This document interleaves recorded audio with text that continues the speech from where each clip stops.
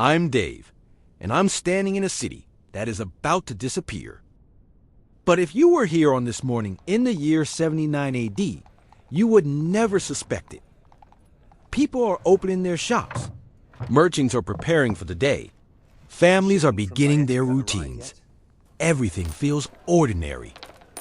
This is Pompeii, a Roman city on the Bay of Naples, about 200 kilometers south of Rome.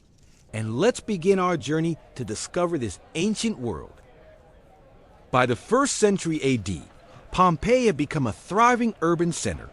Roughly 10 to 20,000 people live here. Merchants traded goods from across the Mediterranean. Farmers from the surrounding countryside brought produce into the city. Ships arrived in nearby ports carrying wine, olive oil, and other products moving through the Roman world. Pompeii was not the largest city in the empire, but it was prosperous. Its location near fertile land and busy trade routes allowed it to grow into a wealthy regional hub. Originally, Pompeii was not belong to the Roman Empire. The earliest settlements here date back several centuries before Rome expanded into the region. Over time, the city passed through different cultural influences, including the Oscans, Greeks, and Samnites. Eventually, in the 1st century BC, Pompeii became fully integrated into the Roman Empire. Roman laws, architecture, and customs gradually reshaped the city. But traces of those earlier cultures still remain beneath the surface. Pompeii was, in many ways, a layered city, shaped by generations of change. By 79 AD, Pompeii had already experienced hardship. 17 years earlier, in 62 AD, a powerful earthquake damaged large parts of the city. Many buildings were still being repaired. Construction work could be seen in several neighborhoods. Yet despite the damage, Pompeii recovered. Shops reopened. Homes were rebuilt. Life continued. The city adapted and moved forward. And on this particular morning in 79 AD, Pompeii is doing exactly what it has always done. Living another ordinary day.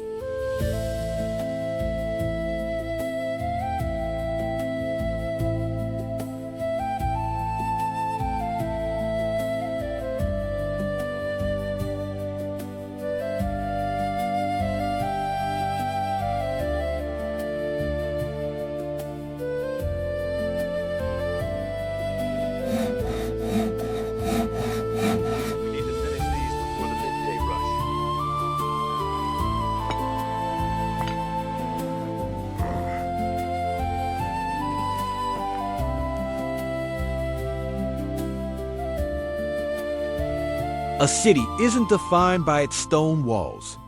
It's defined by the people who live inside them. And Pompeii was a city full of ambition, business, and opportunity. One of the richest men here wasn't a general or a politician. His name was Aulus Umbricius Scaurus. His fortune came from something most people today would find difficult to stomach. Garum, a fermented fish sauce. It smelled strong, very strong. But in the Roman world, garum was everywhere. It flavored meals across the empire, from humble homes to elite banquets. Inside Scaurus' house, the floors are decorated with mosaics. But they don't show mythological scenes. Instead, they show large ceramic jars, the same jars used to ship garum across the Mediterranean. And on those jars are Latin inscriptions, labels, brand names. In a way, Scaurus was running something remarkably modern, a recognizable product with a reputation that traveled far beyond Pompeii. Barrels of fish arrive from the coast. They are salted, fermented, and stored in large vats, then sealed into amphorae. From this city, those jars are shipped across the Roman world. Pompeii wasn't just consuming goods, it was exporting them. But Scaurus wasn't the only one who saw opportunity here. After the massive earthquake of 62 AD, many homes across Pompeii were damaged or destroyed. For some people, that disaster became a chance to rebuild. One woman in particular took advantage of that moment. Her name was Julia Felix. Instead of simply repairing her house, she transformed her entire property into something new, a business complex. Parts of her home were converted into shops for rent. Other sections became private baths. Garden areas were open to paying guests. Archaeologists even discovered advertisements painted on the walls that essentially said, "Property of Julia Felix for rent." In other words, Pompeii already had a real estate market. Some people, like Scorus, made money selling goods.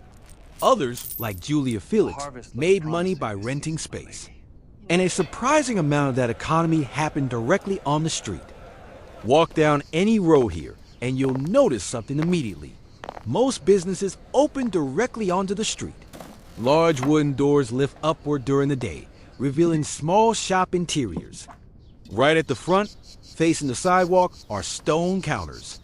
Embedded in those counters are large ceramic jars. This is a thermopolium, the Roman equivalent of a fast food stall. Customers stand outside. Food is prepared inside. Hot stews, wine, bread, and simple meals are served quickly to people passing by. Someone orders. Someone pours wine. A bowl of food slides across the counter. A quick meal. And then they move on. As you walk further, the shops change. A bakery with millstones. A dye workshop. A wine shop. A metalwork. The street becomes a continuous line of small businesses. In Pompeii, the boundary between street life and private life is almost invisible. Everything flows outward into the road. And within just a few blocks, you can move between completely different social worlds. Turn one corner and you enter a wealthy home. A wide atrium opens at the center. Sunlight pours through the open roof. Rainwater collects in a basin below. Beyond that is a garden surrounded by elegant columns. Painted walls glow with rich colors. But just a short walk away, another building tells a very different story. A cramped workshop, tools scattered on rough tables. Workers moving through narrow, darker rooms. Pompeii wasn't a city of one lifestyle. It contained many worlds. Elite houses with gardens and columns. And small working spaces where labor filled the day, all within the same urban grid. And by mid-morning, the city is alive. Carts roll across the stone roads, voices echo between buildings. Customers gather at food stalls. Public baths begin filling with visitors. Pompeii is moving, thousands of small routines repeating everywhere. And to understand how it functions, we need to step back and look at the city itself.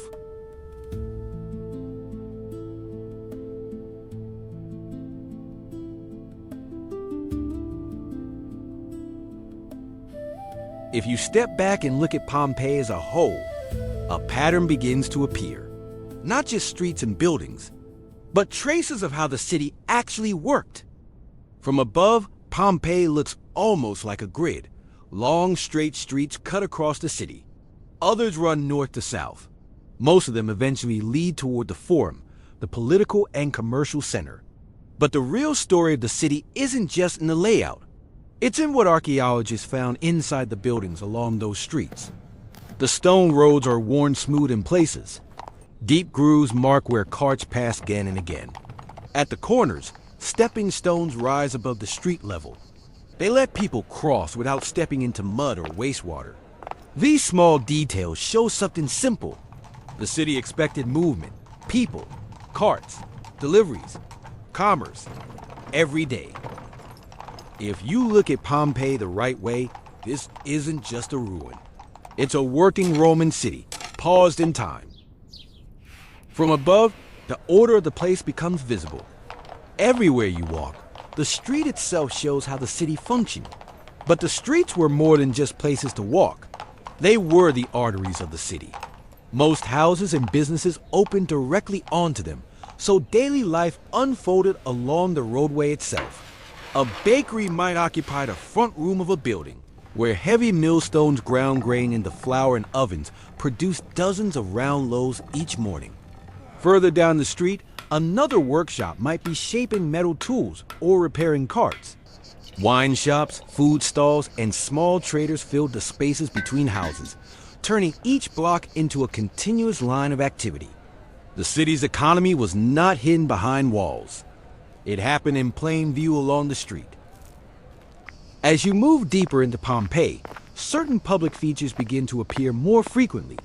At many corners stand stone fountains connected to the city's water supply, where residents gather to fill jars and containers. Further along, the streets widen and crowds begin to gather as markets appear. Farmers arriving from the surrounding countryside will bring vegetables, fruit, and livestock, while merchants sold oil, wine, and other goods brought in through regional trade. All these routes eventually lead toward the same destination, the forum, the political and commercial center of the city. From this center, the rest of Pompeii spreads outward in every direction. Bathhouses where people meet each day, theaters where audiences fill the seats, workshops, bakeries, shops, and homes woven together between them. Everything is connected by the same network of streets. Pompeii was not built randomly. It was planned, organized, and constantly used. A Roman city designed to support thousands of people moving through their ordinary routines every day. As the afternoon light begins to shift, the city slowly changes with it. Shadows stretch longer across the stone roads, sliding along the walls and over the worn pavement. Some shopkeepers begin to pull their wooden doors closed. The sounds of the street grow softer as the busiest hours of the day pass. Walking through the city now, we pass places that feel familiar from earlier today. The food stall that served customers in the morning, the quiet courtyard inside a house, the same stone street where carts once rolled through the deep grooves in the pavement. Everything is still here, but the rhythm of the city feels slower, more reflective. And that is part of the strange tragedy of Pompeii. For most of this day, the city still believed there would be a tomorrow. Merchants like Scaurus were still conducting business. Landowners like Julia Felix were still renting property. Shops were opening, food was being prepared, and people were moving through their routines just as they had the day before. Life continued exactly as it always had. That is what makes Pompeii so extraordinary. In a single catastrophic moment, an entire Roman city was preserved. Not only its buildings, but its streets, homes, workshops, and businesses. The full structure of an urban world. Pompeii is more than a ruin. It is a rare snapshot of how a Roman city actually functioned. A living system of commerce, architecture, and daily movement, captured at the very edge of catastrophe. And the story of what happened next is for another journey. Until next time.